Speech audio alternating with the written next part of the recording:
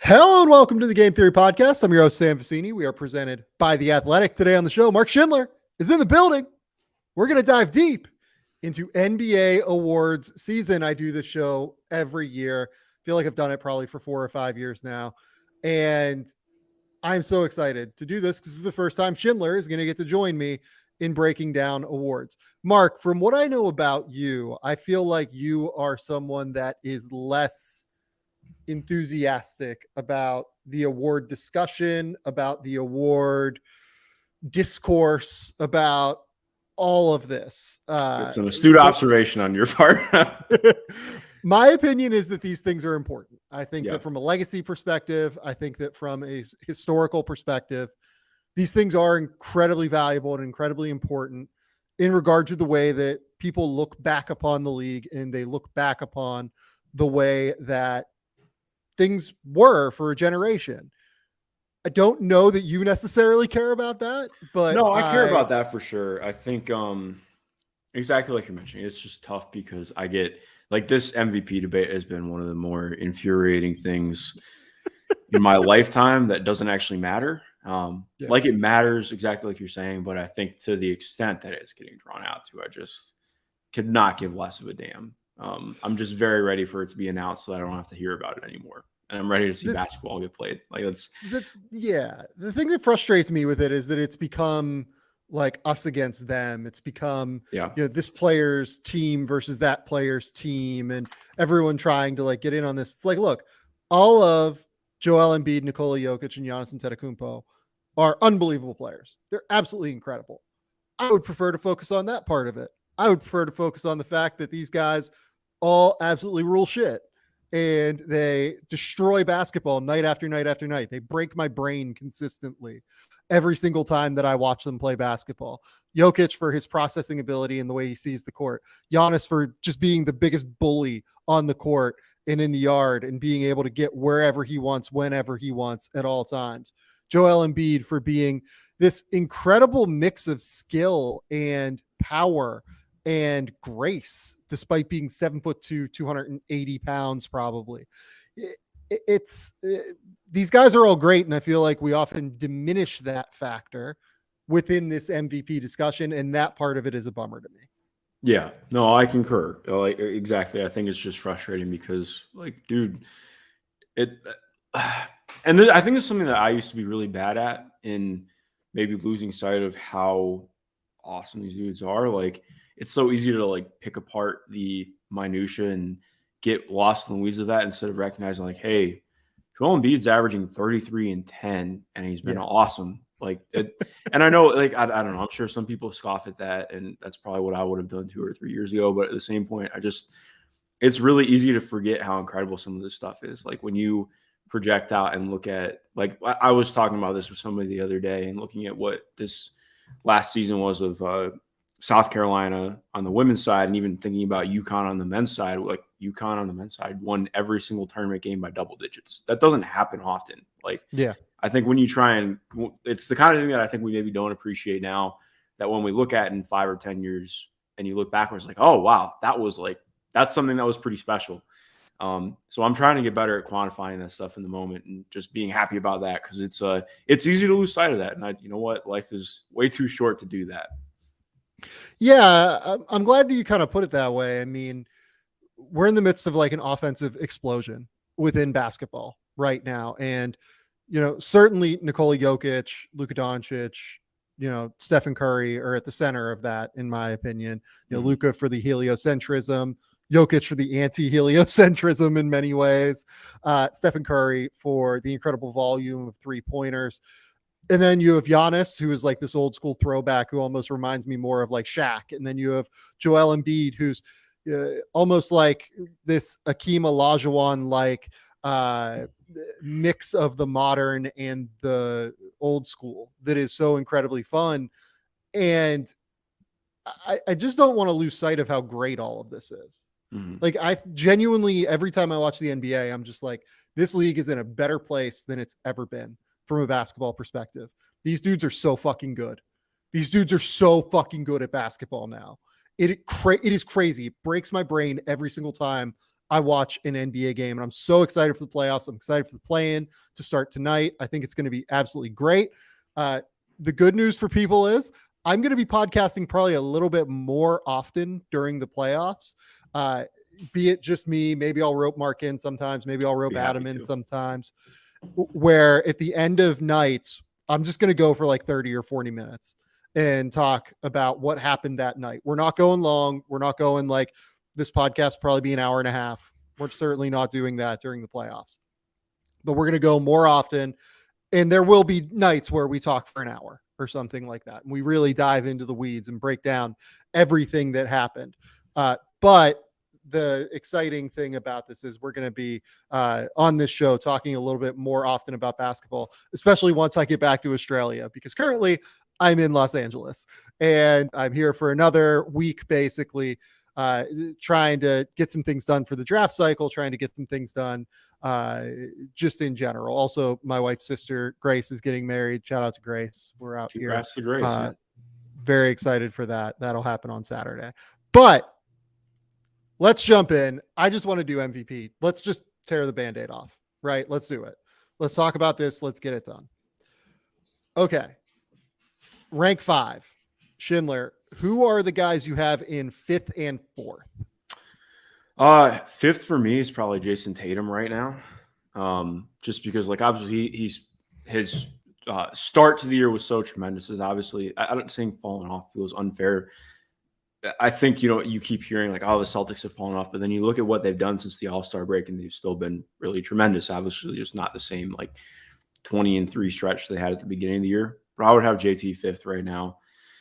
4th for me, I've kind of gone back and forth on this one. I feel like there's just such a big drop off. Probably have Luka around here. Like he's been really good. I don't think that he's been nearly as MVP worthy as I think it's quite gotten propped up to be. But what he's done with his as an individual in lifting that team to what they are right now has been pretty remarkable. Looking at it as a whole.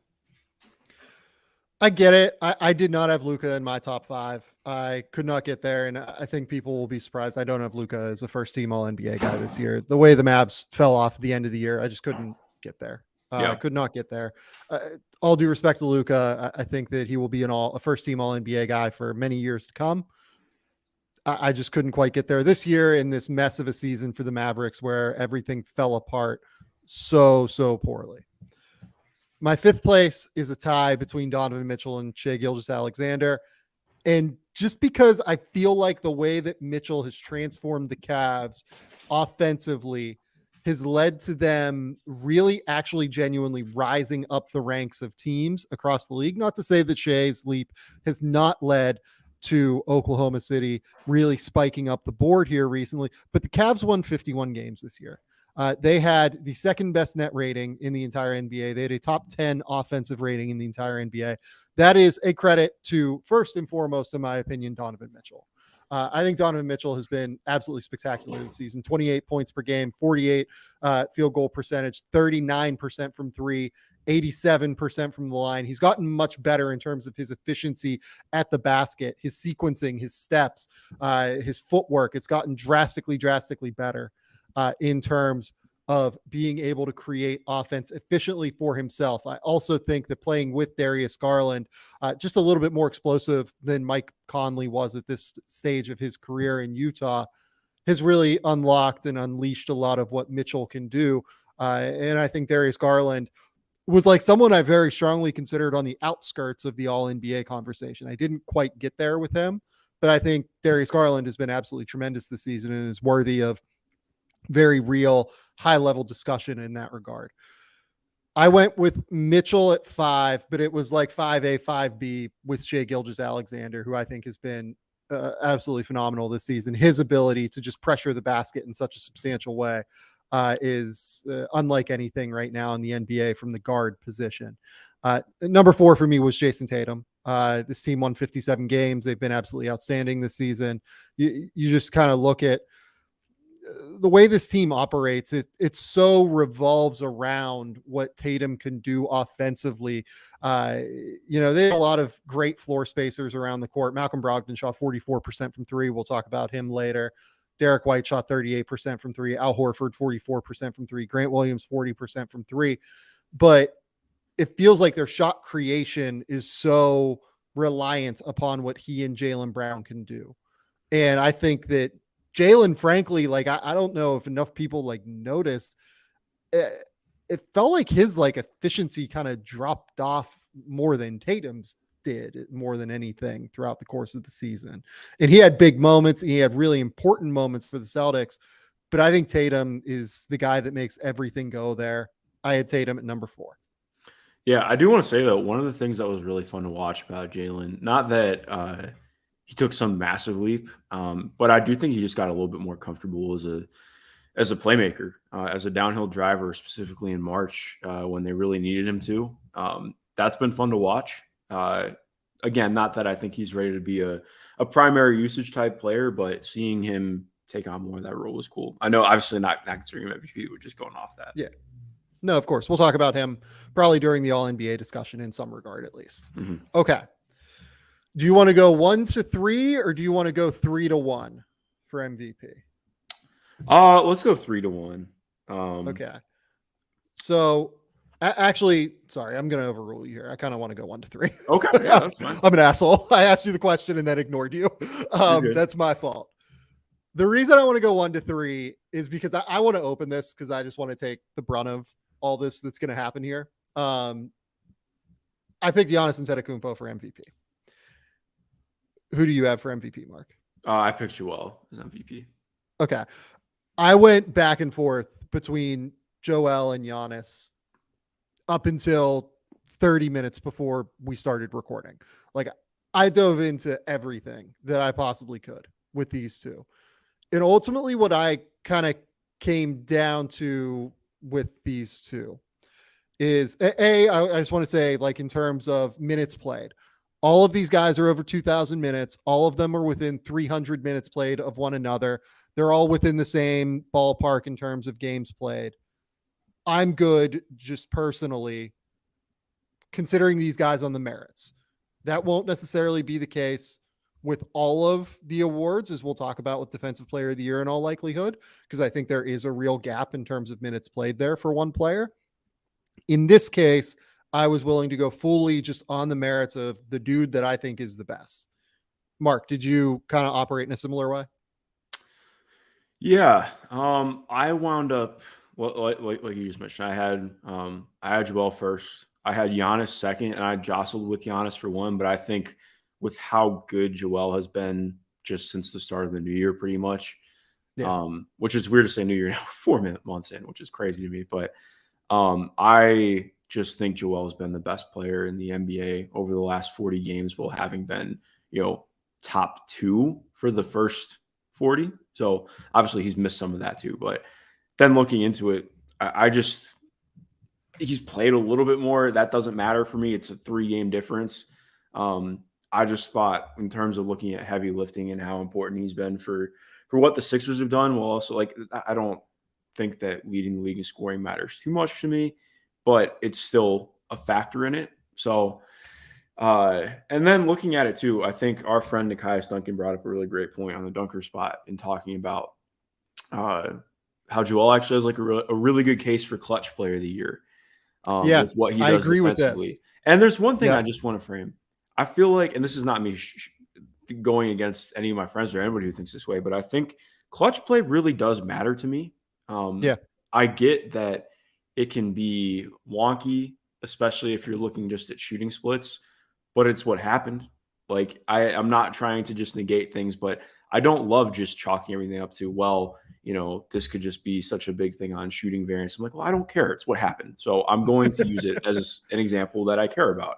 Joel has been incredible in crunch time on both ends of the ball. Like, the way that he just absolutely takes over games defensively in final minutes has been unreal. I mean, he's obviously always been, pretty much since he's been in the NBA, a near dominant scorer, but him at the elbow this year off the catch has just been practically unguardable. And so for me, when I look back on this season, and so much of it's going to be remembering Joel for what he did on national TV and moments against other MVPs, and just on a nightly basis, he's my MVP.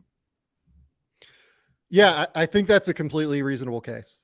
I think that's an entirely reasonable case where, honestly, again, like I'm basically there. It's just I went with Giannis, and here is kind of my breakdown on how I went through MVP. So Giannis has the best winning percentage, play for the best team this year. He has the best winning percentage of any of these guys when they're on the court and when they play, right? Joel averaged the most points per possession played. Joel's team, a thing that's been a talking point is Joel's team had a higher winning percentage when he didn't play versus like when he didn't play, right? Or versus when he did play. I don't really care about that in this conversation. I think that's really silly. If you look at the team's schedule, like there's a couple of late season games against Brooklyn. There's a lot of like Charlotte, Orlando, things like that. You would expect the team with like James Harden, Tyrese Maxey, Tobias Harris to beat some of the teams that, they sat Joel against in all likelihood strategically in order to conserve him while still being able to get minutes and still being able to rack wins. So I can't personally hold that against Joel in this conversation. What I will say is this. Joel led the league in scoring. I went through and calculated essentially points created per game via like point and assist, right?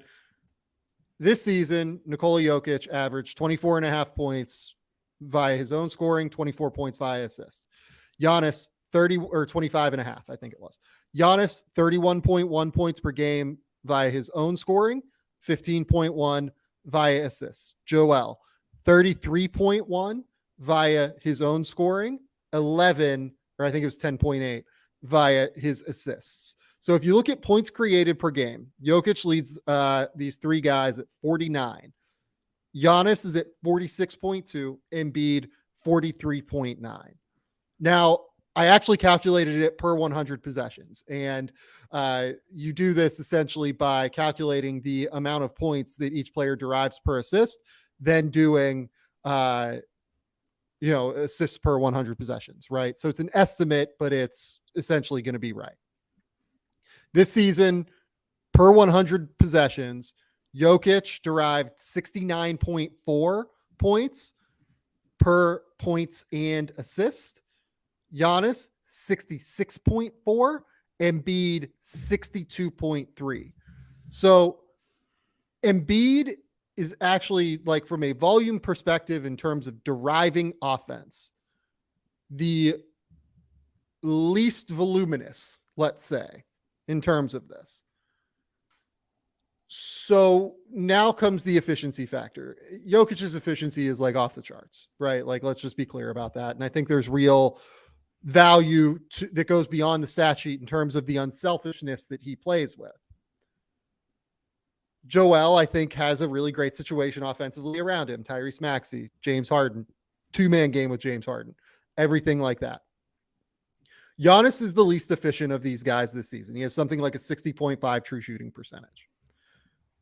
I think that there is a reason for that. First and foremost, free throws. Like, he should make his free throws. I think he's shooting like 64% from the line this year. The second reason, though, is that he played a lot of the early season up until like the midway point without Chris Middleton and partially without, Drew Holiday at times as well throughout the season. And when those two are off the court, Giannis is like relied upon for everything. And teams not just like double Giannis, they throw the kitchen sink at this dude to try and slow him down. And they hack the shit out of him. They foul him. They try and make it so points are harder. And in Giannis's case, it's a real demerit to him, in my opinion, that he doesn't make his free throws in those circumstances. Giannis would win this award going away if he was an 80% free throw shooter. I don't even think it would be all that close, to be honest. Because you look at the numbers that he would put up, it'd be like 3 extra points per game or 2 extra points per game. He'd be like essentially equal or above Joel in scoring. He'd be better than Joel assists. He'd be better in rebounding. He'd be better as a defender. Like, you'd look at it across the board and you'd be like, okay, like, this is not even a conversation. It's a genuine demerit for Giannis that he is not a good free throw shooter and thus puts himself in these disadvantageous situations at the foul line by teams hacking him. I do think, though, that the lack of shot creation around Giannis for a large swath of the season led to that inefficiency, led to that difficulty for him in terms of turnovers at times where guys just like dig down onto him. Like, he's getting triple teamed a lot of the time, it feels like, even more often than someone like Joel is, and especially more often than someone like Jokic is, where, and again, Jokic is so good that you can't double him. Like, that is part of his game. He is such an elite passer and processor of the game that you actually can't. If you double him, it's over. He'll find the open man, period. I think that's a credit to Jokic that you can't double him. I struggle just in terms of the fact that I think Giannis is probably 5 points per game better defensively. I do. I think Giannis is 5 or 6 points per game better defensively than Jokic. And that makes up for the efficiency gap. It makes up for the volume gap in terms of the amount of points they're creating. And I just have to have Giannis ahead of Jokic. And then you look at Giannis versus Embiid. To me, the efficiency, there's a gap, but I think the gap is smaller than people think given the situation around them. Giannis derives more points off of passing and his own scoring than Joel Embiid does. And in my opinion, Giannis is a better defender than Joel is. So putting all of that together with all of this, I had to go with Giannis. The other part of this for me is very simple. Who do I think is the best player in the league? Like, if I made you say, who do you think is the best player in the NBA right now, Mark, who would you say? I would say it's been Joel, which is why I go Okay. MVP. But I think this is great. I think it's yes. I think it's been between him and Giannis over the last month and a half, 2 months. And I think that's great. Like, if you want to make that case for Joel, I think that's awesome. And I think it's completely reasonable. And I think that there is like a real rational, cogent argument to make there. I think it's Giannis. I think Giannis is the best two-way force in the league. I think he is the best force at creating offense outside of passing. Like, look, all told, that's a bad way to phrase it, I guess. He's not the best. Jokic is the best offensive force in the league. I think Giannis is the best two-way force in the league, is what I would say. And I think we've seen it for the last 3 years, 5 years even, really, that Giannis has been the best player in the league. 2 MVPs, NBA title. Again, I would have voted for him for MVP last year. I had this conversation with Matt Moore last year on the show. You can go back and listen. I said I would have voted for Giannis. He was the best player in the league, in my opinion, last year. He's the best player in the league this year. And you look at their team record, you look at their record when he's on the court. I just kind of have to do it. I have to go with Giannis at MVP. Yeah, I can't debate that. I think that I'm totally reasonable with that. The only thing I'd add is, for me, Jokic kind of removed himself from this equation with how Denver's played over the last month. With how, not that he's been bad, like, obviously we're talking relatively. I'm sure somebody's going to say that I'm talking out of my ass. That's fine. I just don't think that he's played to the same standard that he did last year. I think the defense has been particularly abysmal and difficult to watch. And that matters. Like, I can't overlook that when we're looking at this right now. If the scoring volume was the same as it was last year, I think I'd be willing to look at it a little bit differently. But it's not even that he's that different from last year. It's just, it's not the same. And I don't think it's the same as what Joel and Giannis are doing. So I have him third. There. Yeah. So with Jokic, I pulled some defensive numbers, obviously. I mean, Denver this year, they're 15th in defense overall, right? If you look at their defense against top 10 offenses per cleaning the glass, they're 21st. Milwaukee's the best against top 10 offenses. Philly's 11th. Denver also is the 18th defense, or is 18th in defense versus the top 20 teams in the NBA in terms of point differential. I don't know how I pulled that number. I'm sorry for however I found it. overall, Denver is 31-22 this year versus top 20 teams in the NBA. Milwaukee this year is 35-19. Philadelphia is 32-20. So Denver this year against top 20 teams in the league. So I did top 20 because Cleaning the Glass has top 10, middle 10, bottom 10. So I basically just like filtered out the bottom 10 teams in the league. But also that lines up perfectly with the amount of teams that make the play-in the playoffs.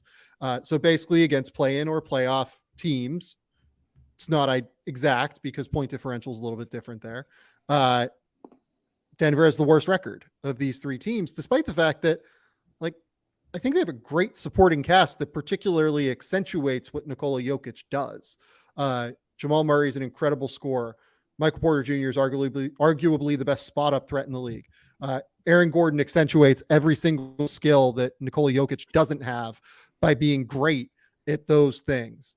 Kentavious Caldwell-Pope was a great defensive addition for this group that I think was necessary. Bruce Brown, had a great first half of the season at the very least, and really was quite strong throughout the year. Ultimately, I think that Embiid is like a significant force of their issues defensively this season. And look, I actually think part of this is like Michael Malone continuing to play drop coverage later in the season for reasons that like kind of went beyond my comprehension. I think kind of hung Jokic out to dry a little bit. He's not really great in drop coverage. I would imagine that, again, it was probably a situation where they're trying to conserve Jokic's energy, but the result is what matters here. And the result was that Jokic was pretty poor defensively through the final third of the season. And it becomes really tricky to kind of parse through all of that context, in my opinion. But for me, Jokic was clearly third. And then it was a toss-up between Embiid and Giannis. I went with Giannis for reasons that I explained. And you went with Joel for reasons you explained. And I think either vote is completely reasonable. Like, if you want to vote for either of those guys, I am 100% for it. Like, you will not hear me argue. You will not hear me complain. You will not hear a word out of me if you want to vote for either of those two. I mean, like, I have a person in the YouTube comments saying that Jokic plays with worse teammates. I think I, personally would disagree, especially given how much time Chris Middleton missed this year. Like, Chris Middleton was not valuable this year up until the final, I don't know, Mark, what would you say, 20 games? Realistically, right around there. And also too, and this is not me just trying to dunk on you in the comments, but net rating is not an individual stat, and I think that's more indicative of how bad Denver's bench has been than how. I mean, as part of it is saying how awesome Jokic has been, but their bench has just gotten torched all year. So when he's off, it's going to look a lot worse. And again, I'm not trying to just cape for others. I think it's fine to vote for Jokic. I've gotten a lot less more open to Jokic as the MVP winner over the last month. But yeah, and I mean, I'm with you. I wouldn't agree that his teammates are worse. Yeah, no, I think in a vacuum, or like if all teams are equal on equal footing and equal pegging, then you could certainly make a case that when Milwaukee has Middleton, that Milwaukee has like the best core four in the NBA, right? But Kentavious Caldwell-Pope played 76 games this year. Aaron Gordon played 68, Michael Porter 62, Bruce Brown 80, Jamal Murray 65 around him. And then you look at Milwaukee, Chris Middleton again. I think Middleton probably played like 33 games, and those first 10 were pretty rough. Brook Lopez played 78, Drew Holiday played 67. Grayson Allen and Bobby Portis are the next guys here, right? Like, I don't really think you can make a case that, that the Milwaukee supporting cast this year in totality in terms of who all played is better than the Denver supporting cast. All due respect to Milwaukee, again, once Middleton is there, I think they take a real step above that. But yeah, I mean, look, like, Jamal Murray's an all-star. I think Aaron Gordon was like the 13th man on the all-star team this year. Michael Porter Jr. again is like unbelievable. Kentavious Caldwell-Pope is awesome. It's the depth of starting crew that plays with Jokic for the majority of the minutes that really gives him, I think, the edge in this conversation. It'd be a different conversation if Chris Middleton played more than 20 games at full health this year. But Yeah. I think the reality is that. Okay. 1, Giannis, 2, Joel, 3, Jokic, 4, Tatum, 5, Donovan Mitchell for me. Mark.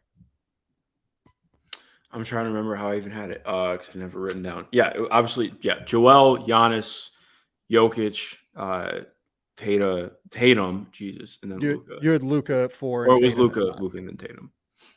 Okay. Do you want to go to All NBA next, or do you want to do Defensive Player of the Year next? Yeah, I feel like All NBA ties right in, so let's just jump into it. Let's do All NBA next. We'll take a quick commercial break and we'll be right back.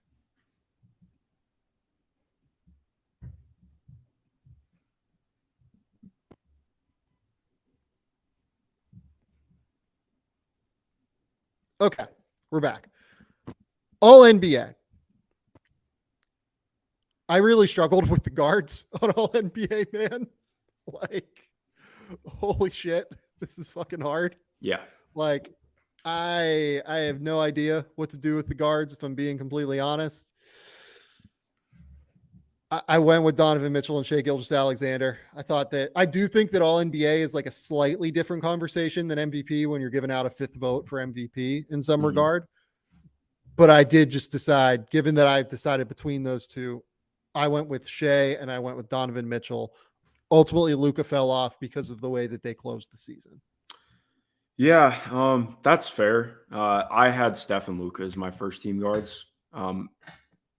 Donovan and Shai are the two that I would have, contemplated. But yeah, I think with Steph, and I don't really care about the games played, to be honest. If you've played at least 50 games, cool. Like, with how good Steph has been this year, I wasn't too perturbed by it. Like, I get that some people are gonna be like, oh, well, look at the minutes played and this and that. And like, that's fair. But for me, I just think Steph has been one of the 5 best players in the NBA when he's played. So he's on my top 5. Get over it. Luka is also there. I don't mind at all swapping him with Donovan or SGA. I just think he's had a better individual season. So I have him there. And I probably don't weigh the winning aspect as much when it's the numbers that you're like a Luka or Jokic or Giannis putting up. And maybe that's the wrong way to do, but that's just where I'm at right now. Yeah, so I went with the guys that like really impacted like winning for their teams this year. I totally get it. Ultimately, Steph fell to second team for me only because of games played. I agree with you. I think Steph was a top 5 player in the league. By the way, we're going to talk about like Damian Lillard later in this conversation. The only reason Damian Lillard, I think, like I very strongly considered Damian Lillard for first team All NBA. I really strongly considered those 5 guards realistically. It was Donovan Mitchell, Shai, Luka Doncic, Stephen Curry, Damian Lillard. I slid down the guys that played 50 games at the end of the day in Damian Lillard and Stephen Curry. I think Steph was at 52. Damian Lillard was at 58. Okay. Forwards. I went Giannis, Jason Tatum, and then I went Joel at center. I would imagine that you had the same. We have the exact same group. Okay, so we talked about those guys in MVP. I don't know that we need to talk about them a crazy amount again. Guards, I went Luka and Steph second team. Should we just like take a quick minute and talk about Stephen Curry's season? It was absolutely insane. He averaged 29 points, 6 rebounds, 6 assists, 49% from the field, 43% from 3, 92% from the line. Just missed that 50-40-90 threshold by a very teeny tiny amount.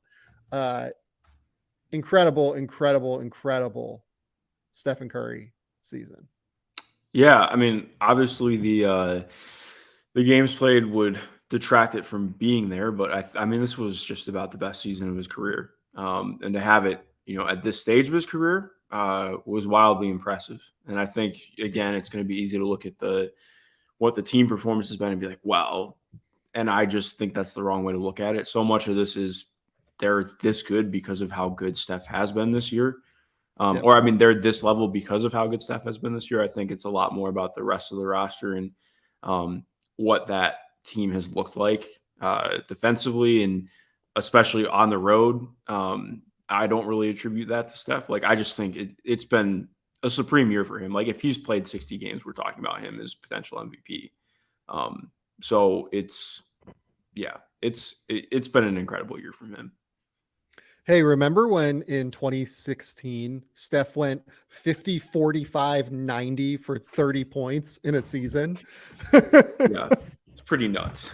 Like pre-offensive explosion, like in the way it is now. He basically forced the offensive explosion. That was that season, I think, is one of the great, like, not totally sung seasons in the way it should be in like all of NBA history. That like completely broke my brain. But Steph was pretty close to that level this season and is well deserving of accolades. Look, let's also talk about Luka very briefly. I think Luka had an absolutely tremendous season. He averaged 32, 8, and 8, shot 50% from the field, 34% from three, 74% from the line.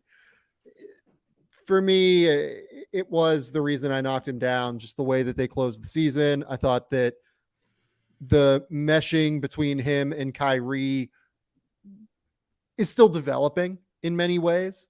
It did feel a little bit my turn, your turny at times, which you would expect for two guys that are high usage in that way.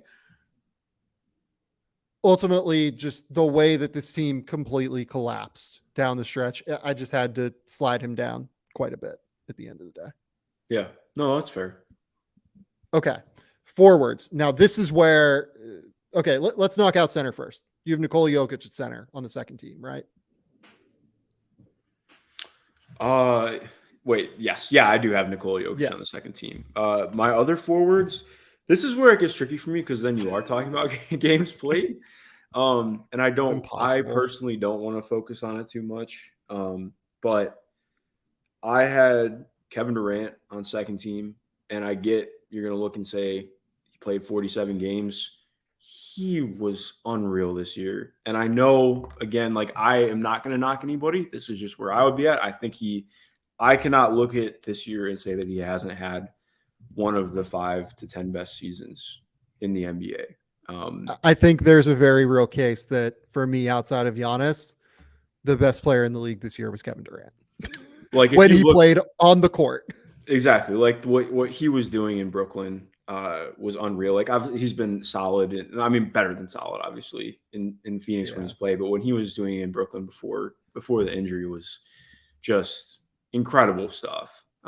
Like he was somebody who I think, like when I look at all defense, which I think is a lot of, like, I definitely weigh games played on all defense. Because that's so much more about, like, just not that it's I'm sounding like I'm talking in circles, but point being, like, I think he's somebody who was a shoe-in for all defense, would have probably made my ballot for defensive player of the year because he'd been that good, and was borderline on MVP for me. So, like, yeah, I can't, just because he had an injury, I don't really feel comfortable just dropping him off. Like, if the injury happens early in the year and he comes back and plays 45 out of the next 55, are we having the same conversation? I don't think so. So, like, I'm going to bank on what he did early in the year still. Kevin Durant, I think, became the first player in NBA history this year to go 29 points on 55% from the field, 40% from three, 90% from the line. And on top of that, like you said, played absolutely outstanding defense. Just being real with it, I would take 47 games of what Kevin Durant did over Jimmy Butler this year. And that is like no disrespect to Jimmy, who I think, oh my goodness, what a monster year. Just an absolutely incredible basketball player. I would rather have the 47 from Durant than the 64 from Jimmy. I think Jimmy was a stud this year, but I ended up with Kevin on my third team. I ended up giving the nod to Anthony Davis and Julius Randle on the second team. Okay. Who was your second forward? Yeah, my second forward was Jimmy Butler, actually, on the second team. And especially with how good he's been down the stretch, like over the last 20 to 30 games, he's been unreal this year. Like, it's funny because I think we've talked about on this pod so many times where, like, it just has seemed effortless and almost like I think for a large stretch of the season, it felt like it was Bam's team. That has not been the case over the last like 30 or 40 games. Like he has been just incredible on what he's done on both ends of the ball. And I think that speaks to a lot of how mid Miami is right now, if we're being honest. But like Jimmy's been incredible. Yeah. I came down basically to 6 guys for 4 spots on the forward spots for all NBA. It was Anthony Davis, Julius Randle, Jimmy Butler, LeBron James, Kawhi Leonard, and Kevin Durant. With apologies to Pascal Siakam, Jaylen Brown. I thought they were just like a very small level below those guys. Mm-hmm. This was impossible to parse through. It genuinely was. I went with Anthony Davis because I thought when Anthony Davis was on the court, I also thought he was like one of the 5 best players in the league this year. Like if you were making me rank purely in terms of guys on the court this season, or maybe 6, I would say the top 3 guys for MVP, Jokic, Giannis, Embiid. I would have said Steph. I would have said Kevin Durant. And I think that I probably would have said Anthony Davis was 6. Mm-hmm. And Anthony Davis this year averaged 26, 13, and 3, shooting 56% from the field, and just completely broke worlds defensively for the Lakers.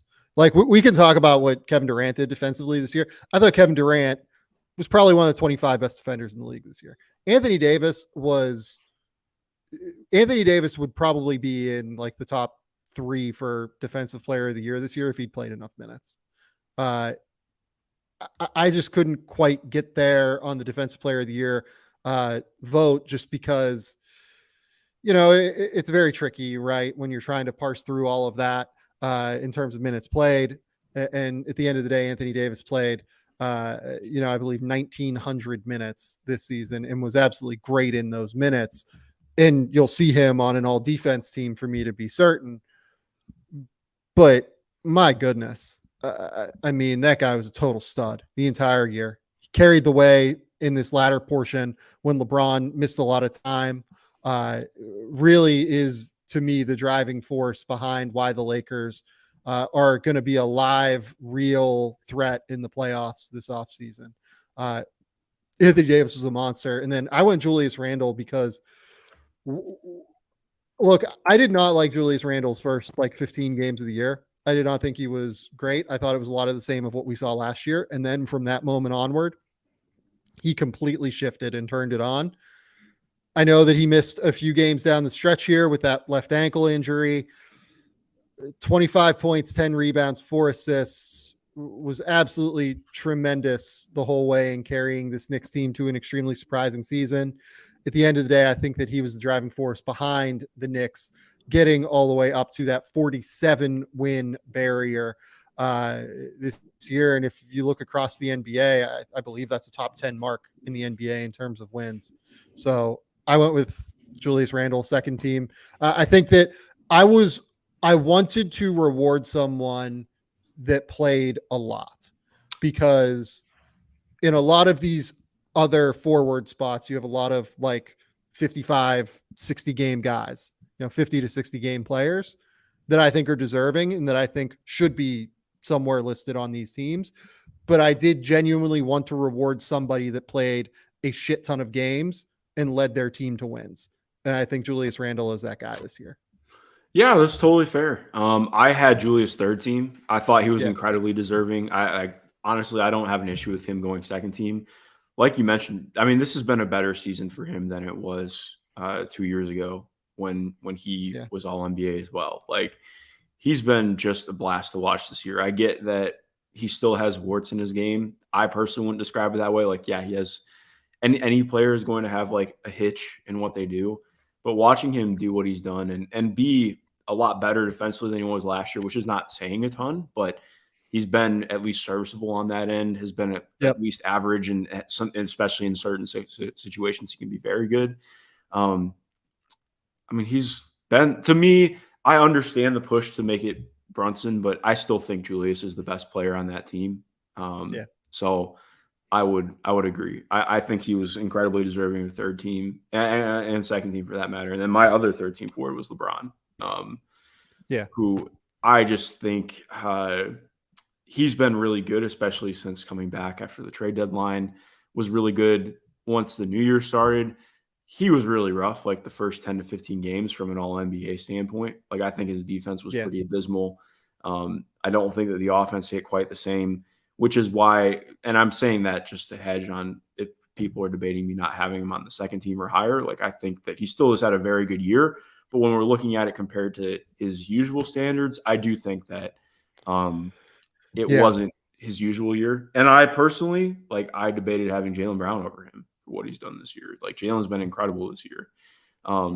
Same thing with Bam. Like, I thought about both those guys. I ended up going with LeBron, but I would get if people went in the other direction.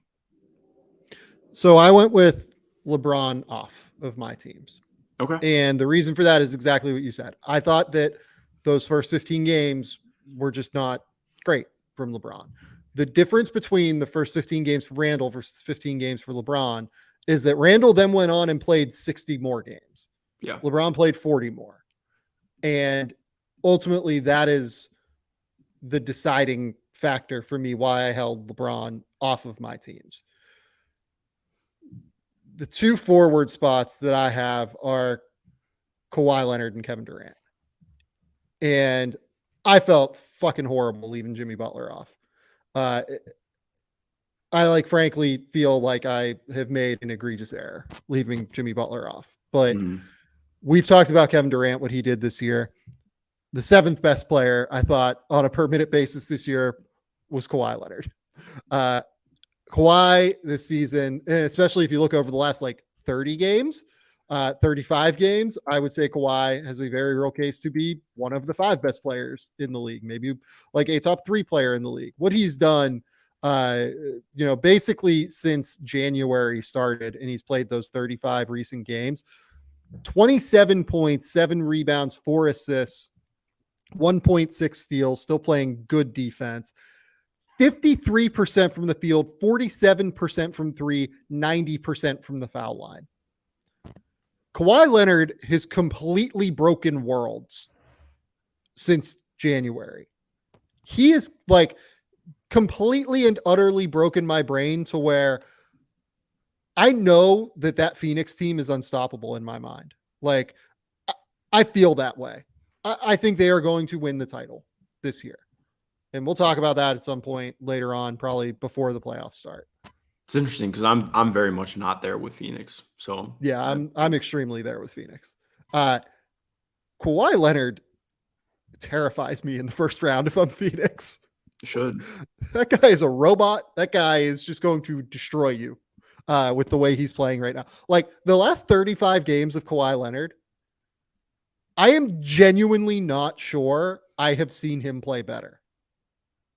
Honestly, and Kawhi Leonard is a Hall of Famer who led the Raptors to an NBA title. I am not sure he has ever played better than he has in his last 35 games. It is insane how good he has been since the calendar turned to January.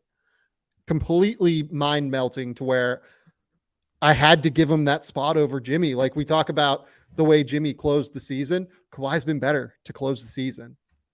And I kind of had to reward that. Durant was better than Jimmy to start the season.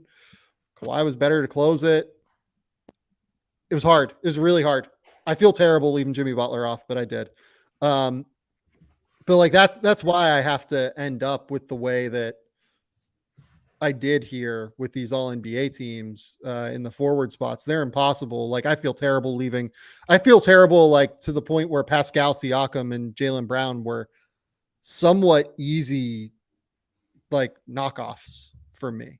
I didn't really have a problem doing it. Yeah, Pascal was hard with just I do think, especially once they, as much as bringing in Jakob Poeltl has been good for some of their team, I do think it has hurt Pascal a little bit. I think part of what made him so effective early on in the year was how impactful he was playing the 5 on offense and just world beating against guys who couldn't hang with him in that regard. And I think he's still been very good, but it hasn't hit quite the same. So I'd agree with you. Okay. So, and then at center, we have three more spots to go through. Did you have Domantas Sabonis at center? I did have you Domantas Sabonis at center. Okay. I also have Sabonis at center. Sabonis was unbelievable this season. We'll talk about him in conjunction with another guy here. Who were your guards? My guards, this is again where it gets tricky. I had Damian Lillard. Yep. And then I had De'Aaron Fox. Those were my two as well. I debated Devin Booker for my last guard spot. I know, again, people are going to be upset. I believe in the clutch play. I'm fine with hearing out the case like how clutch play is variant. I don't care. It's what De'Aaron Fox has done this year. The defense has been better this year. I know people are going to point to what their defensive rating is. Watch De'Aaron Fox play defense compared to what it was last year. It is actually solid this year. And the offensive improvement is for real. Like, I would struggle to have him off. I think he's been incredible this year. Devin Booker's been incredible as well. I think if he'd played the same amount of games as Fox, I'd probably still feel the same way about Fox. I just think that he's been a little bit better this year. So that's where I lean.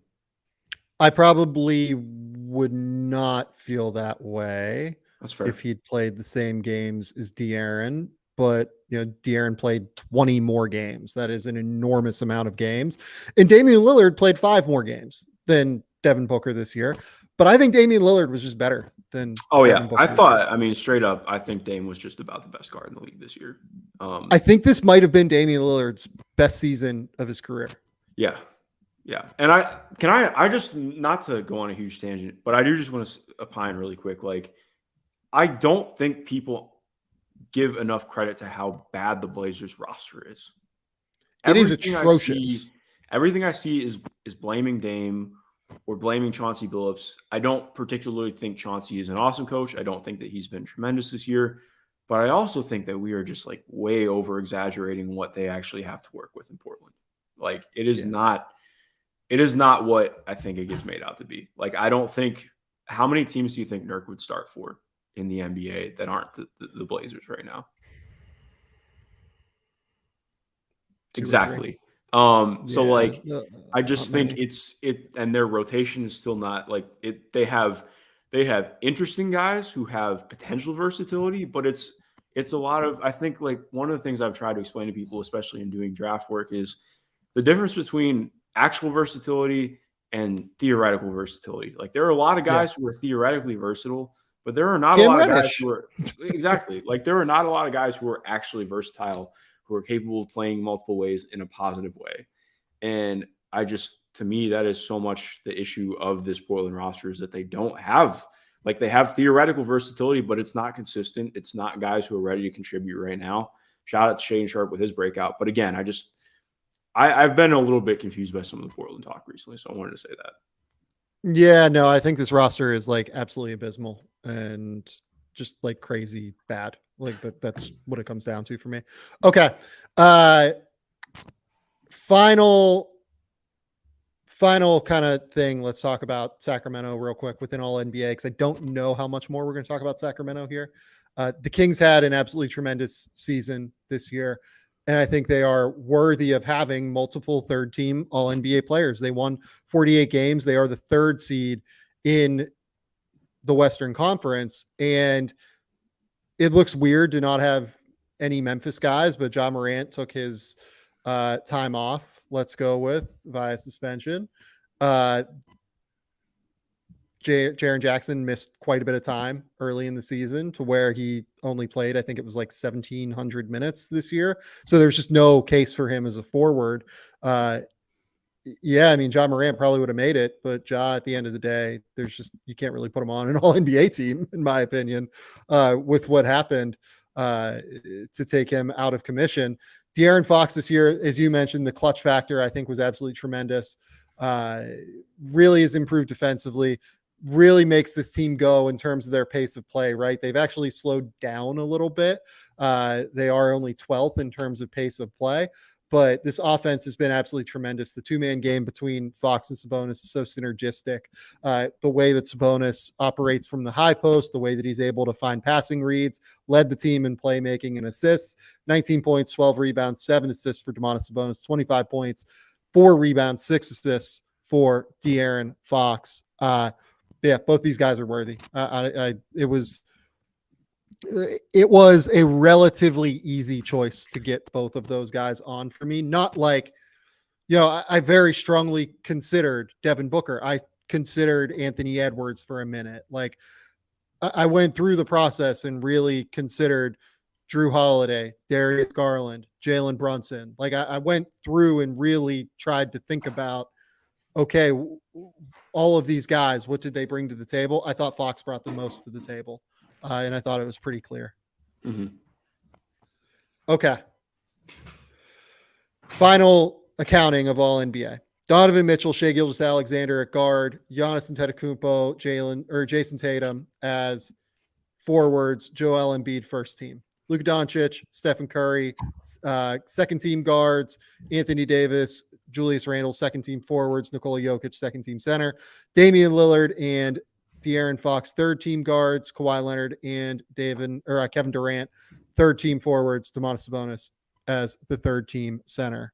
Schindler, you didn't write this down, so now I'm trying to think. Yeah, no, I had it. Steph, Luka, Tatum, Giannis, and Joel on the first team. Donovan Mitchell, Shai Gilgeous-Alexander, Kevin Durant, Jimmy Butler, and Nikola Jokic on the second team. And then De'Aaron Fox, Damian Lillard, LeBron James, Julius Randle, and Domantas Sabonis on the third team. Okay, we have gone through the two that we're going to take the most time. So now we're going to buzz through some of these other awards. We have talked a lot about Defensive Player of the Year already on a previous podcast. Mm-hmm. I think it was literally last week that we did that, right? I don't know. Time blurs together when you're on the road. 2 weeks ago. It feels recent, but also very far away. Okay. So I still went with Brook Lopez at number 1 at the end of the day. And it was like the minutes difference for me was pretty real for Brook versus Jaren. Does that stand for you? Yeah, no, I agree. And I also just think Brook's been better this year. So I would have Brook at the top. He's been incredible for me.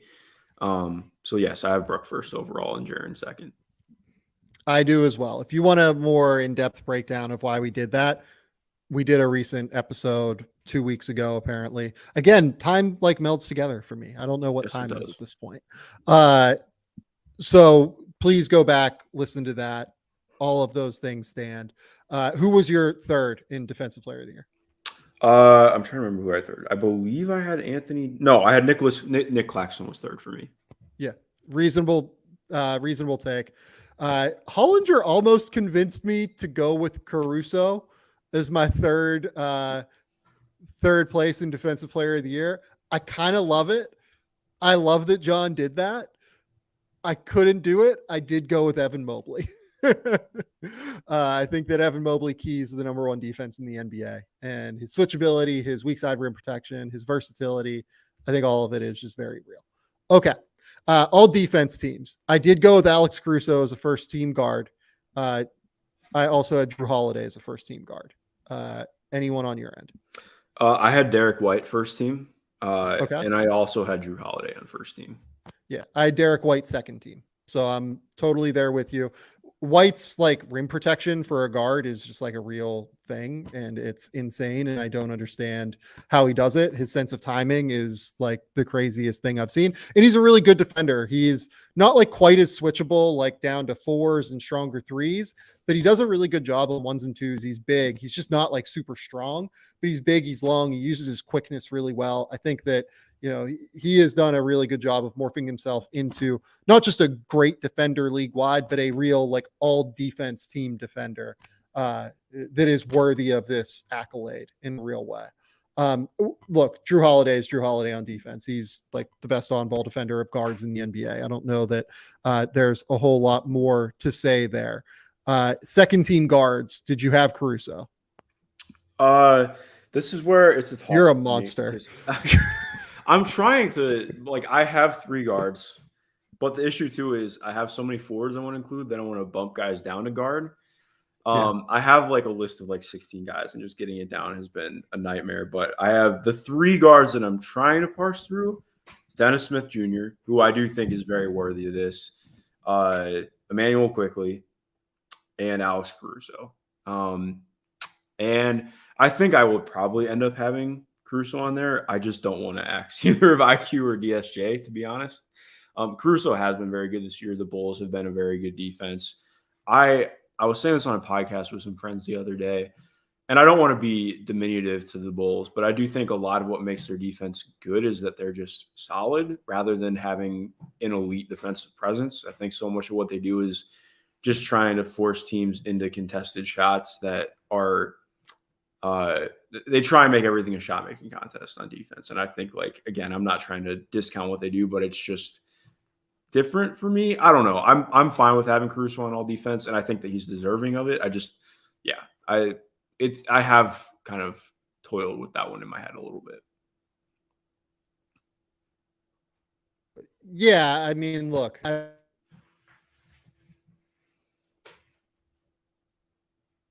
you are muted.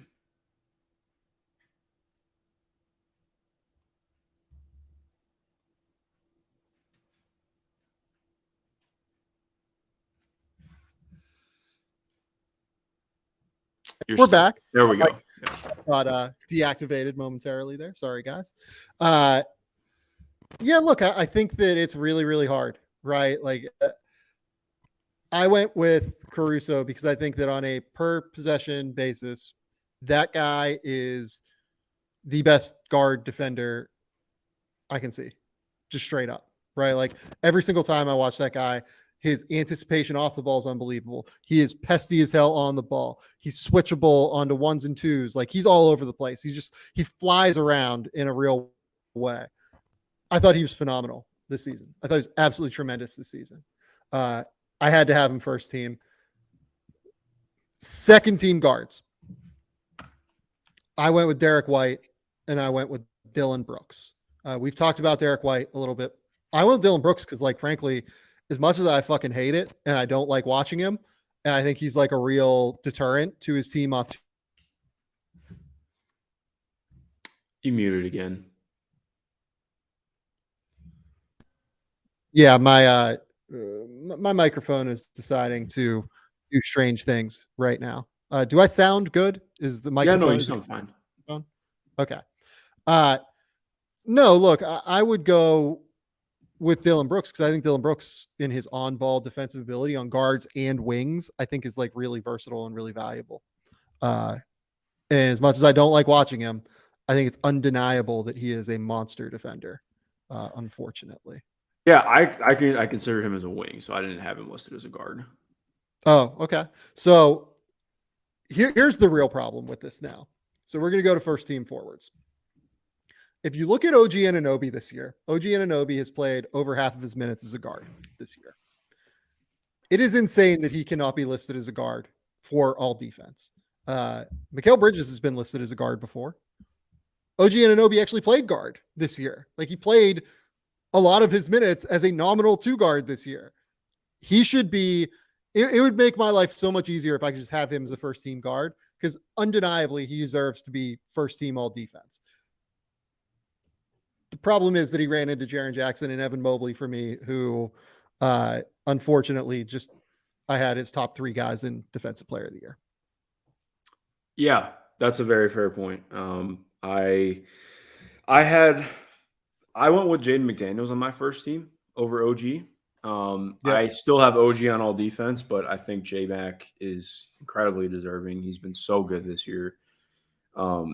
And yeah, we already mentioned having Triple J and Brooke on first team. So exactly like you mentioned, it's hard for me to put I just think that J-Mac has been better on the entirety of the season. Like, I know that OG has been incredible in what he does. I do think that his defense has fallen off a little bit as the year has gone on. He still has great spurts and moments and is an all defense caliber guy. I just don't think that he's the world beater he was for the first 20 or 30 games of the NBA season. And to be fair too, like, that's a lot of that is because it's on the Raptors. Like, their scheme broke down a lot this year, has not been very good. Yeah. So I'm not trying to put that on OG, but also, like, having a good team defense is part of being on all defense. So I have J-Mac there just because I think he has been, for me, the best one-on-one defender in basketball this year, as far as I'm concerned. I don't mind that take. And I felt really bad leaving him off any all defense team. Oh, no. Man, he's going to And break the his nose only again reason now. was because of these positional designations. I would love nothing more than to list OG Anunoby as a guard and slide Jaden McDaniels onto my second team forward list. The problem is, again, I have to put Anunoby as a forward, and I think Anunoby over the course of the entire season, and in terms of just being a havoc disruptor, creating turnovers, largely because of their scheme, but also because he's incredibly long and athletic. He's an incredible on-ball defender. He's an incredible off-ball defender. I think that the totality of what OG Anunoby brings to the table is just slightly more than what Jaden McDaniels brings to the table, is like the best one-on-one defender in basketball. I don't totally disagree with that take necessarily, especially of like bigger forwards and, you know, some of the best players in the league, right? The problem is I had to have Anunoby as a forward, and then I have to have Anthony Davis as a forward too, because I think Anthony Davis was, again, on a per minute basis, one of the 3 best overall defenders in the league this year. And I hate it. I feel terrible about it. I don't like it. It's gross. I blame the NBA because of positional designations. We really should just be able to slide OG Anunoby at guard. I'd throw Dylan Brooks off. I'd have Caruso, Drew Holiday, or I'd have, I guess, Caruso and Anunoby, and then I'd have Drew Holiday and Derek White. I would then have Jaren and Mobley. I would have Jaden McDaniels and Anthony Davis, and I'd be ecstatic. That'd be great. That'd make me happy. I really thought about like trying to find a way to get, you know, Davis as my center. Maybe I thought that was like something I could possibly do, but the problem is that like I just don't. I don't know. Like, do you think I can do that? Do you think I can slide Bam Adebayo off of my second team to get Anthony Davis as my second team center, and then? But I still feel like that's not great because then you're leaving Bam Adebayo off, and Bam is the most switchable defender in the NBA. So all of this sucks. Let's be clear. I have like 12 guys for 10 spots, and I hate it. Yeah, no, I agree. I just wish that there was a third team All NBA, to be honest. I think that would alleviate some problems too. I had OG on second team. I had Evan Mobley, obviously, and I had Nick Claxton. So it's just like where else am I supposed to put people? I wanted Herb Jones to be on this very bad. I contemplated moving him to guard and just kicking off one of the guards because technically you can. But it's not fun. It's gross. It's gross. Like I feel terrible leaving off Claxton. I feel terrible leaving off Jaden McDaniels. Like there are a lot of really great defenders league wide that are worthy of recognition, and the whole thing sucks. The whole thing just sucks. Yeah, and I think, to be fair too, like I think Bam is. I would not bat an eye at him making all defense. I don't think like this has been his worst defensive season of the last 3 years, and I don't mean that in like that sounds derogatory. Yeah, I was gonna say like worst defensive. Like I thought Bam like should have been top 2 for defensive player of the year last year. So yeah, no, exactly. But I'm saying like I do think it is at least debatable this year. Just taking on more of an offensive load, that makes sense. That's why we don't have Joel Embiid and Anthony Davis on here right now, because those guys are capable of playing the best defense on the sport of basketball. Well, I don't have Joel and AD, I should say. Well, those guys are capable of playing the best defense at their position in the sport of basketball. When you have 30% usage, it's really hard to keep that up. So, yeah. And that's ultimately why I ended up with AD at second team forward, because I think he like actually has kept it up like in a real way in terms of like rim protection, in terms of switchability on the perimeter when he gets locked on an island. They don't do it a ton in the way that he used to earlier in his career, but my good, he's all over the place all the time on defense. AD, I think he's just been a total monster on that end this year. And then you throw in the 25 and 12 and all of it. It's just, that guy's a monster. He's been unbelievable this season. But let's move on. We're an hour and 8 minutes in. Okay. Rookie of the year. This ended up being a little bit easier than I wanted it to be, unfortunately. You want to go? Yeah, I mean, it's Paolo Banchero. I don't have to think about it. It's Banchero. Yeah. Yeah. It's easy for me. Yeah. Look, Paulo averaged 27 and 4. The efficiency was not great. I think there's a real case that Jalen McDaniels like helped his team win basketball games more. I think there's a case that Walker Kessler helped his team win basketball games more. Paulo Banchero was the most impressive rookie I saw this year. Just you watch him with your eyes, period. It's kind of what it comes down to. Watch that dude play basketball. He is this incredible mix of power, of grace, of footwork, of passing, of processing. Once the shooting comes along, he's going to be an all NBA player, I think. If the shooting doesn't come along, he'll just be like an all-star. But, if the shooting comes along, this is an all NBA player, I think. Yeah, he's awesome. I'm probably higher than you on what his impact on winning was. Like, I still think he was, to me, he was above what Walker Kessler and Jalen did this year. Like, Jalen was obviously awesome, especially over the back half of the year. And even with Paolo's efficiency, like, I get the efficiency concerns, but also he's just doing a drastically different role. He's doing a lot more. And even with his efficiency falling off a little bit, he's been creating so much for Orlando, an Orlando team that's been pretty damn good over the last 2 or 3 months. So I can't get there with some of the pushes that there have been to move him to second on the ballot. So yeah. Yeah, no, look, I think that me and JJ Redick were like the two people that called this out, that like the rookie of the year race was not over when, we had 4 weeks left in the season or 3 weeks left in the season.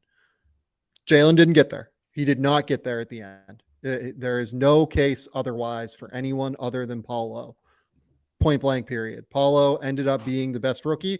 Jalen was just fine through the last portion of the season. He was a really great, solid starter for a team that ended up making the play-in, but he was not quite the like 27-4 guy that he was for like the 15 games preceding that, right?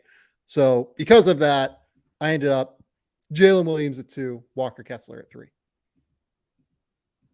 Yeah, I can't complain about that. Where did you flip? Yeah, that's the exact same I did. Sorry. Oh, okay. You went Jalen Williams and Walker Kessler at 3. Okay. Yeah. All rookie. I think first team all rookie was like relatively easy for me. I went with those 3 guys plus Jaden Ivey and Keegan Murray. And I left Ben Mathurin to the second team. I'm trying to do it in my head right now because I did not remember that this is an award. That needs to be done. But yeah, so I would have Paolo, Jalen, Walker, Jaden Ivey, and Keegan Murray on the first team. Agree with moving Benedict to the second team. I just don't think it's been spoken enough about how bad his defense is. To be honest, like it's very bad. So I think when you're looking at, the efficiency slip and just overall slip in what he was doing, he's still very good, but just like it wasn't the same. So yeah, I agree in him being on second team. Second team, I went with AJ Griffin, Tari Eason, Jeremy Sohan, along with Ben Mathurin. And I ended up with Jalen Duren on that team as well. I don't know if you're going to be able to come up with second team all rookie off the top of your head, are you? I'm trying right now. I don't know if I'm contemplating if I would have. I want to say that I would have Andrew Nembhard on that team, just based on pure rookie production. I think he'd be on there for me. I would have Jalen Duren. Jeremy Sohan would be on there as well. And then I have one more. Duren, Sohan, Nembhard. Oh, so I have 2 more.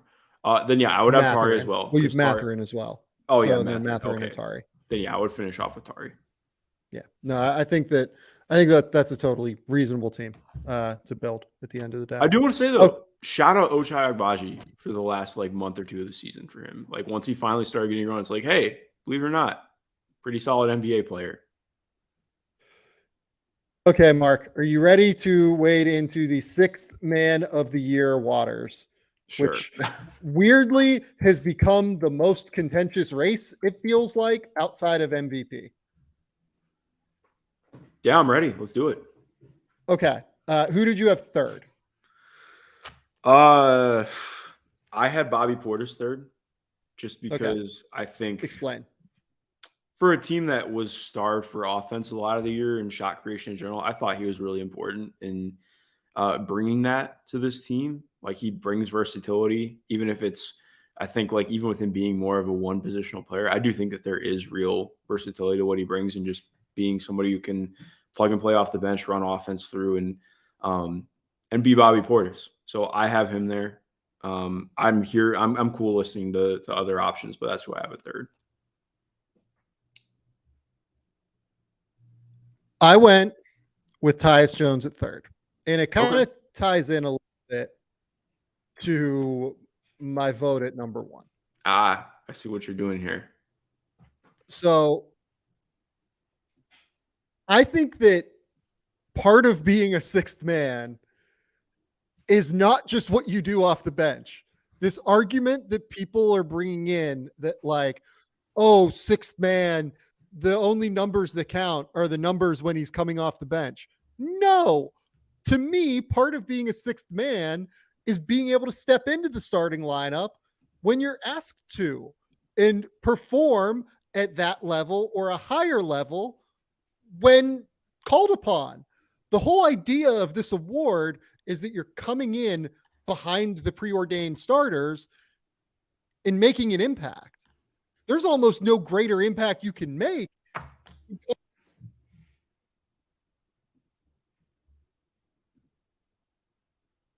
I don't get it. Do you get it?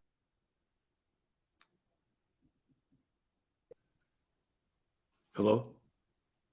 Yeah. Do you understand the argument regarding sixth man of the year where bench, you only count bench numbers? It's crazy to me. Yeah, I think it's been incredibly dumb. If we're being honest, like I love Malcolm Brogdon. I think he's second overall for me. Malcolm's been incredible the entire way, but exactly like you mentioned, like I think the idea that because IQ has started basketball games that he's automatically like not qualifiable. Like he's played 21 games as a starter. And I think it's important to know why. It's not, well, we moved him into the starting lineup. It's no, we had guys out, so he moved in the starting lineup.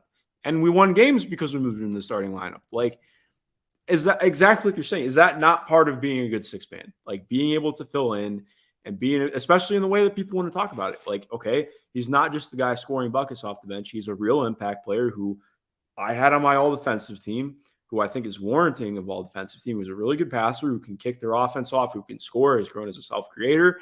Like, what are we doing if we're saying like, oh, because you filled in for guys that were injured, you don't count, and because you had your best games when you filled in for guys when they were injured, that doesn't count? That doesn't make any sense to me. Like the Knicks won games because Emmanuel Quickley came off the bench for them and filled in the starting lineup when guys were hurt. Like that, does that not meet the exact merits of what the award is about? I think it's what the award is. Like, I think it is what the award is about. Like, not just coming off the bench and like playing minutes off the bench. Like, I think it's the totality of the award. So to get back to Tyus Jones, like Tyus Jones does a great job every single time that he comes off the bench for Ja Morant. And this year, it was obviously incredibly important for them to have Tyus Jones, for them to be able to bring him in when Ja Morant decided to go to a strip club with a firearm. It's just, to me, Tyus's ability to run that offense, his ability to be an incredible playmaker, all of it is just really high level. He keeps the offense in flow. He had a 5-to-1 assist to turnover ratio in the NBA this season. The guy never makes mistakes. He consistently is efficient. He shot 37% from three this season, 80% from the line. Tyus Jones is my pick at third. I went with Emmanuel Quickley at one. Who did you go at number one? I had Emmanuel Quickley at number one. Okay, so let's do the numbers breakdown on this. So if you look at the per game numbers, Malcolm Brogdon, 15 points per game, 4.2 rebounds, 4.6 assists. Emmanuel Quickley, 12.7 points, 3.2 rebounds, 3.1 assists. That is, advantage Malcolm Brogdon in theory. If you look at a per 100 possession metric, Emmanuel Quickley, 26 points per game. Malcolm Brogdon, 25 points per game. Basically the same in terms of rebounding. Malcolm a little bit higher in terms of assists. In terms of efficiency, Malcolm just like very slightly higher across the board, like slightly higher assist rate, slightly higher true shooting percentage. Nothing crazy. Quickly turns the ball over less. They're close in terms of advanced numbers. The defense is the differentiator to me. Like Quickly has a real cases in all defense guy. Malcolm Brogdon's fine on defense. Like he's switchable. He's a little bit slow now. He's useful on defense, but big, enormous, strong. You can switch him on to bigger guys. Emmanuel Quickly has completely changed games for the Knicks defensively this season. And ultimately, that's kind of what it comes down to for me. Like when I watch Emmanuel Quickly play, it feels like his presence completely alters the shape of games for the New York Knicks. When he gets on the court, it is an entirely different game than what the Knicks were playing previously. With Brogdon, it feels like a lot of the same. It feels like the Celtics run their scheme. They do what they do, and it works because the Celtics are an incredible basketball team led by Jason Tatum, Jaylen Brown, Derek White, Marcus Smart, Al Horford, etc. But it feels like to me, Malcolm Brogdon is another cog in that machine that just whirs along, on that wheel. Emmanuel Quickly to me, is not he's the one driving play a lot of the time for the New York Knicks, which is why I went Emmanuel Quickly as sixth man of the year. Yeah, I mean, I don't really have anything to add to that. I'm with you in the same boat. Like I don't, not that I think you're devaluing Brogdon. I still think Brogdon's been incredibly important, and having the ability to be as steady as he's been has been huge for Boston, in keeping their stuff together. But yeah, I'm right there with you. Like I think this is IQ's award at this stage. Yeah, agree. Okay, last award, Coach of the Year. It's Mike Brown. Mike Brown. Yeah, it's like Mike Brown. I will say, who did you have at number 2? I think I did not, again, because I did not plan on Coach of the Year. I always forget that's an award. I probably Mike Budenholzer if I had to right now. I think it's a good pick, to be honest. I went with Mark Daigneault. I think Daigneault is like a drastically underrated coach league-wide. Yeah, I would agree with that. To get this Thunder team to 40 wins this year with as much youth as they have, while continuing to run a scheme and continuing to have a real culture with all of these young guys. We've seen how poorly this can go. Like Houston right now is struggling with all of this, right? Despite what Rafael Stone is saying in press conferences and yelling at people about. Shout out Rafael Stone. That was a fun presser yesterday, to be honest. I enjoyed it. But look, Houston doesn't know how to win yet, despite having all of these young guys. I don't know if the culture is bad. I don't know if it's good. Whatever people want to say, I believe the people that are down there and around it more. Who knows? But they don't know how to win. That's a very clear thing at this point. Oklahoma City is not that much older than they are. And yeah, they have Shai Gilgeous-Alexander, but they finished ahead of the team that has Luka, right? I think that what Mark Daigneault has done to build an exceptionally high level culture, to build a scheme to where they can input guys, Jeremiah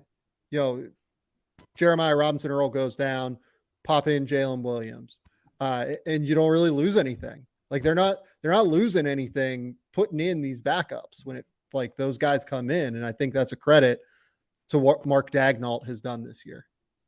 Yeah, no, I agree with that. I think that he's a good shout for this one. Yeah, I went Tom Thibodeau third. I think that Tibbs having to manage all of these different disparate parts, new parts, figuring out a way to make the spacing work with Julius Randle and Mitchell Robinson, figuring out the integration of Jalen Brunson, figuring out Quentin Grimes and Emmanuel Quickly's minutes in order to get the most out of them. I think he kind of had a lot on his plate this year, and I think he did an incredibly impressive job. I would have had Mike Budenholzer fourth, for what it's worth. Yeah, no, I have no qualms with that. Yeah. Okay, Mark, that's all we got. Do you have any takes you need to get off your chest? Do I have any takes I need to get off my chest? I'm trying to think if I saw anything recently. Have you seen anything recently? I'm assuming not because you've been all over the Yeah. No. place. I mean, I saw John Wick 4, but How was it? Because I want to see it. I have ooh, not had time. it is beautiful. It is a beautiful ride. Have you watched Succession? I have watched like half the first season of Succession. That's it. You're a I monster. I need need to to actually find do it. people that watch Succession. I'm going to try and get into it now that I have time. I just watched, you know what I just watched on like probably 2 days? There's this new show by Catherine Hahn. I think it's produced by Reese Witherspoon. I can't remember who else, but Yep. it's called Tiny Beautiful Things. It's on Hulu. It's like a very intense drama comedy, more drama than comedy. It's really good, but it's 8 episodes.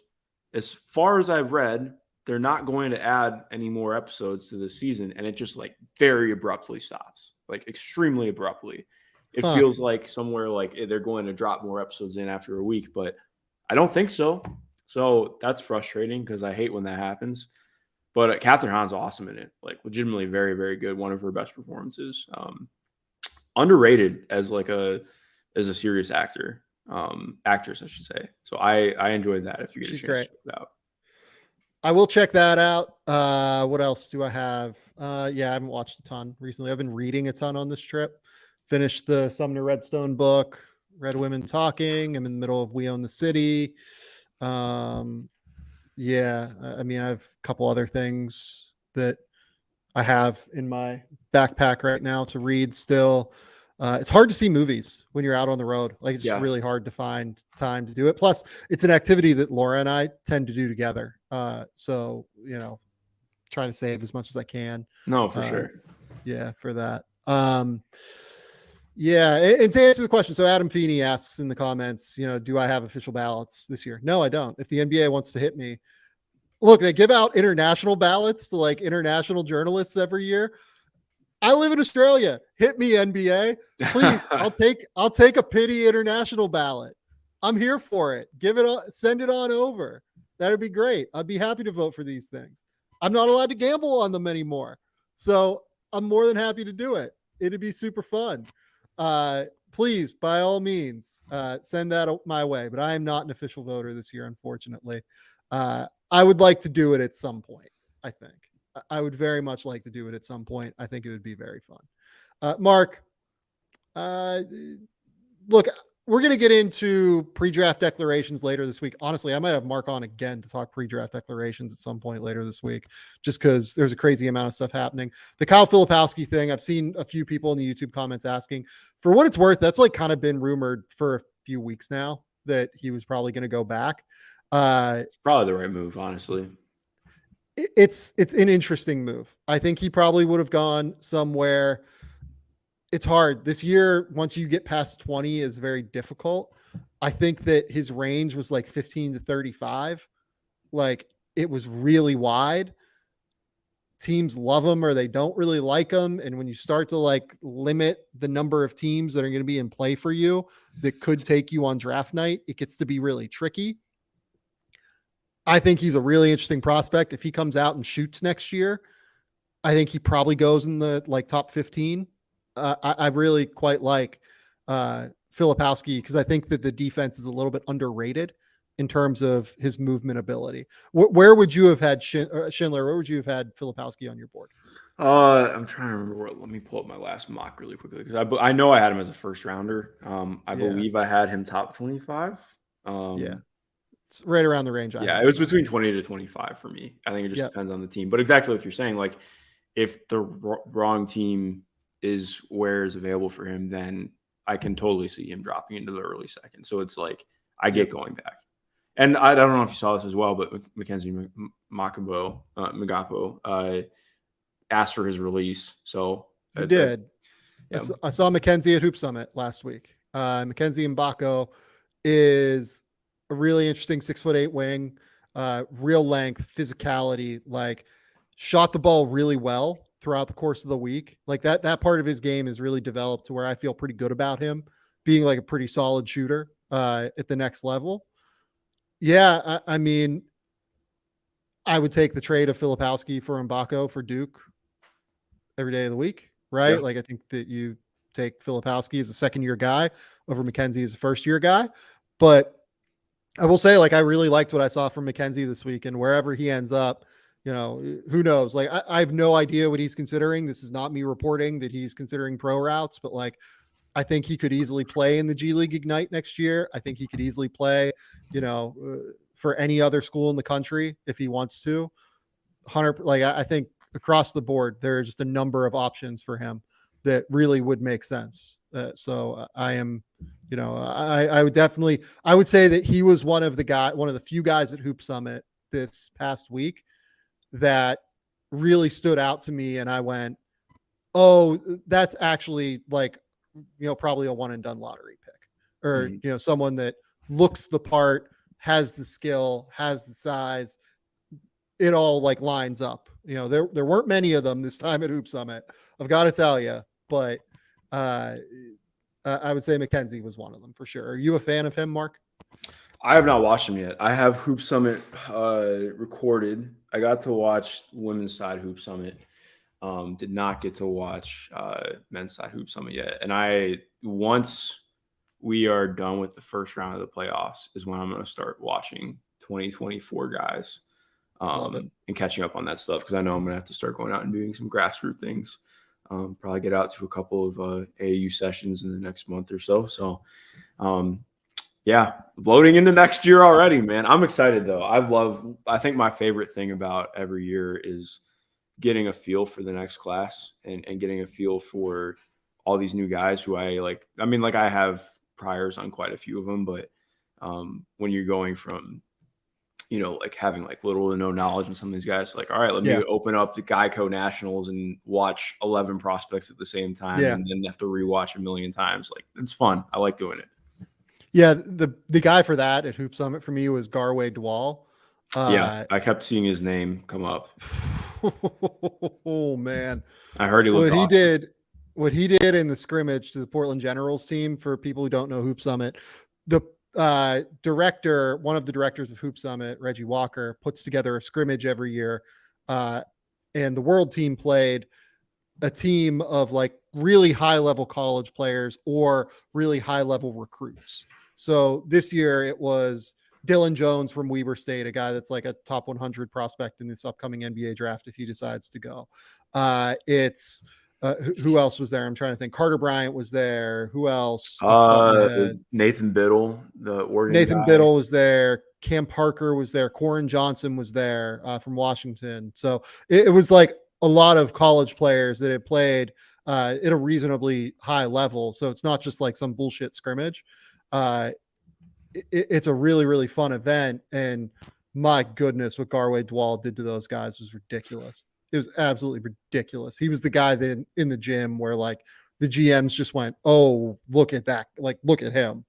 That's what that's supposed to look like. You know what I mean? Yeah.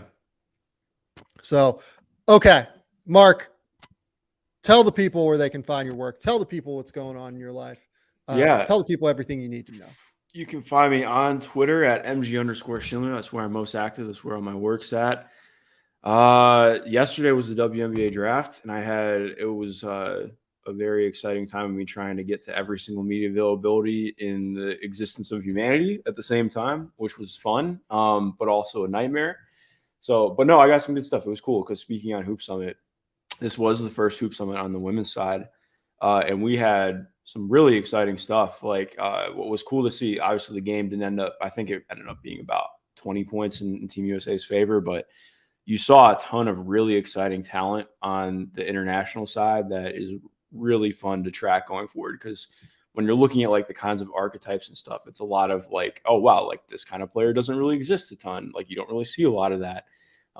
So it's the kind of thing that sparks a lot of interest for what the next year or so is going to be. And Juju Watkins didn't even play. She had an ankle injury that she got during one of the scrimmages. So yeah, a lot of fun stuff coming on my end. If you are looking for a very in-depth breakdown on Aaliyah Boston, hit me up, because I just did a 11-page breakdown over on my Patreon, everything about her game, why she's going to be a transcendent force in the WNBA and why it matters. So yeah, I love it. On, man. Go read Mark's. That's on your Patreon, right? Yeah. Go read Mark's Patreon. It is terrific. We've talked a little bit about the women's tournament, not a ton, have we? Mm-hmm. Yeah, no, not too much. Yeah. The women's tournament was terrific this year. Mark does better women's content than certainly most of the people I know, if not any of the people I know. I don't know. I mean, Mark is terrific at this. I would absolutely implore everyone, go subscribe to his Patreon. Go subscribe to The Athletic. CJ Moore and I continue to rank transfers. There's a lot of them. Takes so much of my time. I don't think you guys understand. It takes so much of my time to run through tape for all of these transfers. Please go read. And you know what? Like you guys do. I see the metrics. You guys love them. It's why we do it every year. Please go read that. That is the place where you'll be able to get an awesome amount of content regarding transfers. I really do not think there is anything like that on the internet. What CJ and I do. I think we have created the best product for transfers on the internet, point blank. So go there. Go to, what else do I have? A bunch of newsers regarding, draft guys. I wrote a thing real quick on Bronny James and what I saw at Hoop Summit. Maybe we'll talk about Bronny next time once you actually watch Hoop Summit. Yeah. I assume you've watched the McDonald's stuff as well, right? Yes. Yeah. So, we'll be able to talk Bronny maybe next time. Bronny's a really interesting player within the ecosystem of basketball for a number of reasons, and we'll talk about that at some point. I think that is where I will leave you. Mark, thanks for coming on. Until next time, we'll talk soon.